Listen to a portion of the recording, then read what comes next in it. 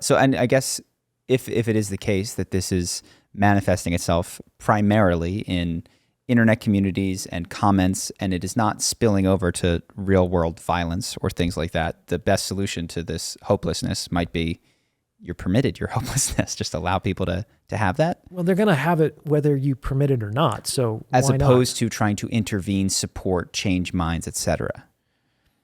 Yeah, I think that's probably for the best, because it's also, let's be honest, no one's really chomping on the bit to get into a relationship with these men. That's why they're feeling hopeless. So it's not like the women are missing out on great potential partners, because if they thought that, they probably wouldn't be in the situation that they find themselves in. So I think that it's important to really appreciate that it's actually very, very hard to be a young man. I think that's something that our culture does a terrible job of recognizing.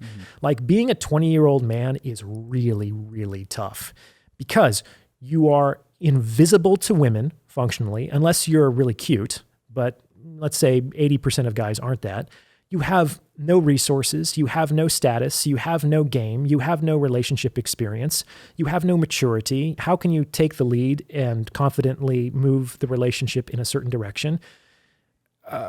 Women just sort of expect men to know what to do, even sexually. Like, I learned where the vas deferens were in high school. I don't know if that really helped me, right? The fallopian tubes. It's like, that didn't actually help me be a confident lover. And no one really wants to teach men how to be those things. A lot of women just sort of expect that men should know how to do it, which is kind of unfair. But because of what we know how women choose men, most 20-year-old men don't have what women are looking for, so they're functionally invisible to them. By the same token, they're also kind of useless to other guys, because what do guys want? They want competent teammates. It's like, what are your skills, man? What can you do? What are you good at? Nothing? You need a job? You need training? It's like, oh, geez, oh, man. So, like, you're a liability for me right now. I need somebody who already knows what they're doing, because I got this business. I don't have time to teach you. It's very hard to get your first relationship. It's very hard to get your first job. These things tend to get easier as you age. And 30 is really the pivot point in the game of mating and dating. Yeah, I very much agree with everything you said. Luckily, and I think I encountered, I don't know, a couple of books, a couple of beliefs that made my 20s not necessarily the most successful period of my life, not even close, but the most exciting period of my life, because I had such a ridiculous degree of hope. I believed that with effort, anything was possible in my 20s. And I encountered reality on a number of occasions and bumped up against it pretty hard. And so it does seem that messages, and I even see Andrew Tate connecting with young men in this, that you are moldable, growable, evolving, and don't need to have success right now. Those messages seem to be resonating, at least on YouTube, very strongly with men. Like, just grind out your 20s or work. That seems to be a message that young men do connect with. It's solution. It's like, okay, you're saying that if I focus on myself, if I prioritize my health, if I get some money, if I learn some skills, if I develop a lifestyle, that's a pathway to greater success with women, and I'm benefited in the process. Okay, great. Like, men will do that for 10 years. They'll grind for 10 years with the hope that it will give them better sexual options. Yeah. It's amazing. That kind of sublimation. I had a great time doing it. It was so fun. I'm really happy, because it can be joyless if you're just doing things you don't want to do with the hope or expectation that you're going to get a woman further down the road. That's not worth it. What was necessary was, that I guess made it fun, was that it wasn't get money, get fit, get this. It was also chat with women and get rejected doing that, but get a little bit farther. You know what I mean? Now she laughed at your joke. Now you're going on a first date. Now she wants to go on a second date. That progression, because women were the driving factor behind it all for me at 20. I didn't give a damn about guys. Nothing else mattered. Money, it was all secondary. That progression, and not waiting until I was 30 to begin that game, but instead having, relationships throughout my 20s was very exciting. I don't know. I felt like king of the world for a lot of my 20s, and it's funny to look back on. I had a lot of very exciting and passionate relationships when I was in my 20s too. I'm happy for my experiences. I definitely got emotionally beat up from a lot of those. Me too. Right? Yeah. Yes. So you had a video where you were talking about essential versus performative masculinity. And I wanted to ask you about this because you said the two things that make a man essentially, and these are metaphorical, not rather than literal, but are spine and balls. And so first, can you just unpack that a little? Sure. So there's a lot of discourse about what it means to be a man in the modern age that I think would be absolutely ludicrous even 100 years ago, where people just sort of understood what it meant to be a man.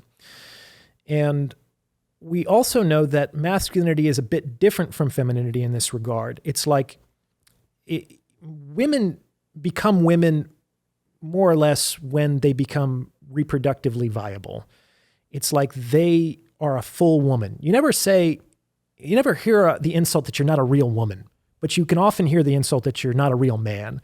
So it's like men can reach sexual maturity, but that doesn't necessarily mean that they're men. They have to do other things to become real men, versus women, they're not girls anymore. They've reached sexual maturity, but that's it. Like there's no fake women and real women. But there can be fake men and real men, a real mensch, you know what I'm saying? And I think that this was recognized because in most, let's say, tribal communities, the way that human beings have lived for hundreds of thousands of years, there was actually a pretty big separation between the spheres of influence of men and women. Women were taking care of the food and the children. So the children, whether they were boys or girls, basically lived in the women's world, whereas the men are, building the huts and going out on the hunts and doing that thing.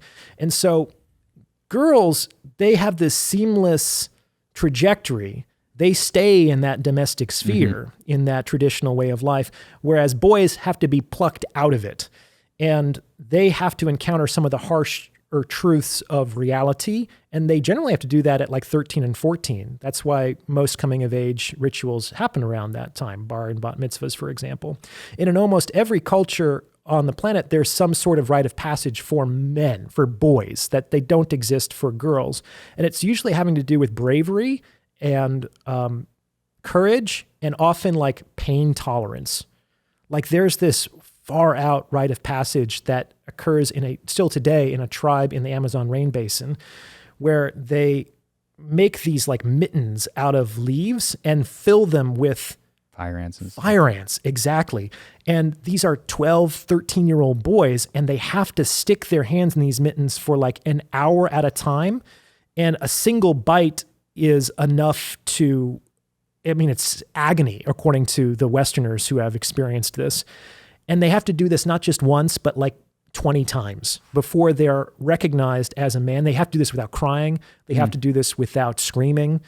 And only then it's like playtime is over. You don't get to be coddled anymore. You don't get to be nurtured anymore. We need you to be tough because we're going to rely on you during the hunts. We need to know that you can not slow us down, that you're not going to complain when the rain starts to come or we get lost or we get hungry. It's like you would be a liability and all of our lives would be jeopardized because of that.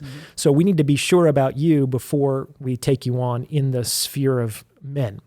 We don't have that anymore, man, for better or for worse, right? There's some far out rite of passages, man. That's just one of them.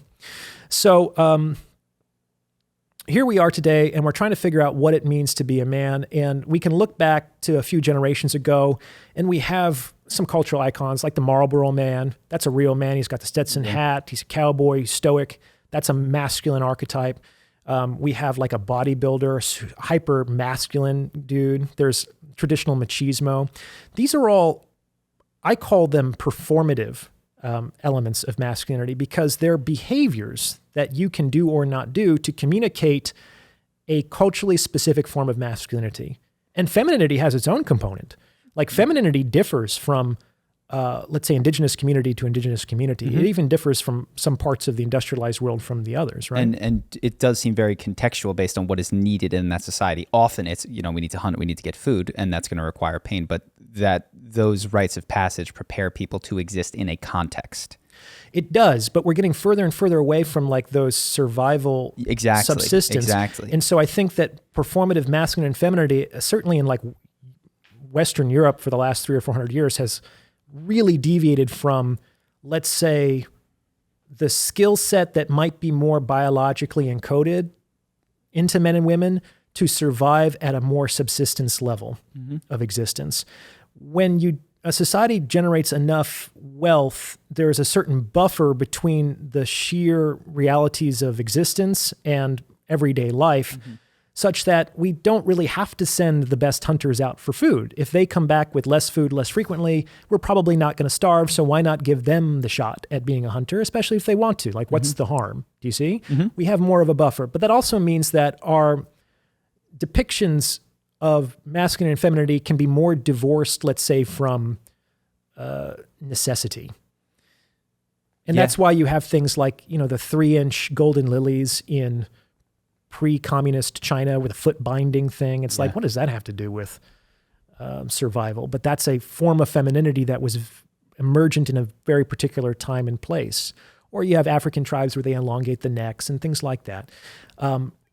Victorian age women with the bustles and the big butts and the corsets, it's like, and the powdered wigs, like, what does that have to do with biological men and women? Do you see? So the further we get from the realities and the necessities of nature, the more we kind of get to be artistic and experimental, I think.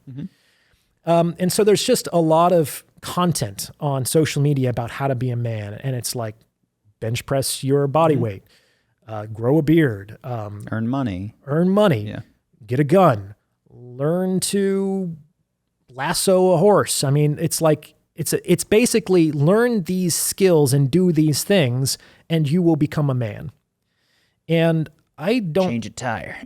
Well, great. I mean, and again, these are very useful skills, but like, well, increasingly less so, right? Like to generate, I don't know. I've never changed a tire, and I've learned to change a tire because I did feel like, and I did get judgment from people. It's like, you don't know, you're a man and you don't know how to change a tire. And I was like, yeah, no one taught me, man. AAA and a cell phone and AAA a credit is great, card, but it is helpful to know how to change a tire. So a lot of these skills and these behavioral suites are useful for men and for women, and they can increase your quality of life and, open opportunities that might not otherwise exist for you, for sure. But I do think that a lot of them can be more performative than essential. And so I'm trying to cut through this. Partly, I guess it's somewhat self-serving because I'm not a traditionally masculine looking guy. I'm not jacked. I'm 5'11", so I'm not this towering presence. I don't ride a horse. I don't know why I keep coming back to cowboys, but that's where my mind is at today. Maybe it's the drive here on Malibu. Oh yeah. So I'm not a traditionally masculine guy. And, I wasn't the quarterback of the football team, or things like that. But I think that essentially what it means to be a man is to have a spine and to have a pair. And I define that as spine is knowing who you are, which is pretty much isomorphic for what you believe. And to have the willingness to stand up and stop hiding and to say, this is who I am, this is what I believe. And to be willing to accept the consequences of taking the risk of becoming someone.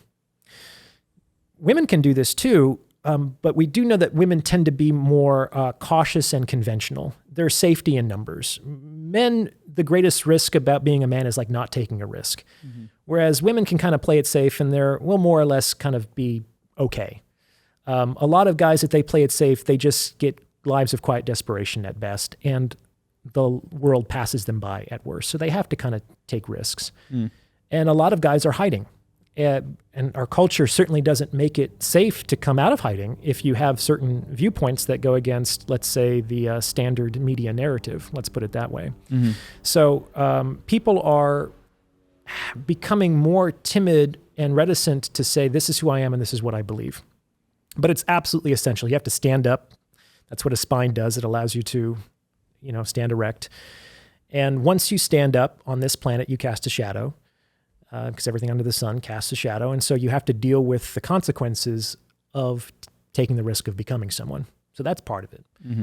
The having a pair is more associated with being willing to put it all on the felt, which is like, I am willing to sacrifice my livelihood, my relationships, my happiness, even my life I mean, that's what warriors who are still largely massive men are expected to do. It's like, I am willing to put it all on the line for what I believe. And that is something that you can do physically, like a warrior or a soldier. It's also something you can do intellectually. And I think it's becoming increasingly important to do it intellectually in today's day and age. That's where a lot of the real risks are being taken in the realm of ideas. And that's where the new battle lines are being drawn.